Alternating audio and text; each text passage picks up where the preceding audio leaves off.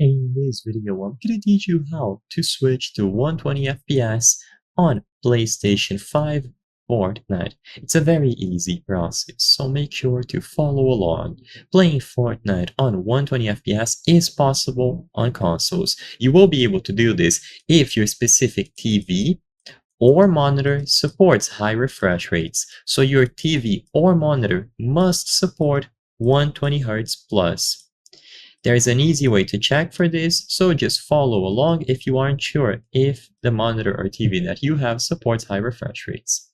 To start, go into the settings of your PlayStation 5, so don't go inside of the game quite yet. We have to go into the PlayStation 5 settings and go to Screen and Video, so access this category on the PlayStation 5 settings. Now, under Video Output, what you have to look for primarily is 120 Hz output. Enable 120 Hz video output for games that support 120 Hz frame rate, including, of course, Fortnite. If you experience video output problems, turn off this setting. So all that you have to do now is set this to automatic. So usually it is going to be toggled between automatic or off. Just make sure that it is set to automatic and you are good to go. You can set up other options like variable refresh rate and ALLM, but this isn't needed. This option here is by far the most important one.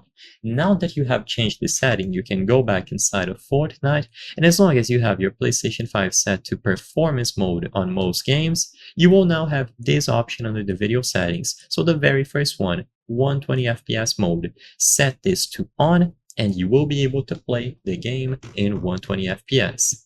If you don't see the 120 Hz output setting, this probably indicates that your TV or monitor does not support high refresh rates, and in this case, the only fix is to purchase a different, more modern one.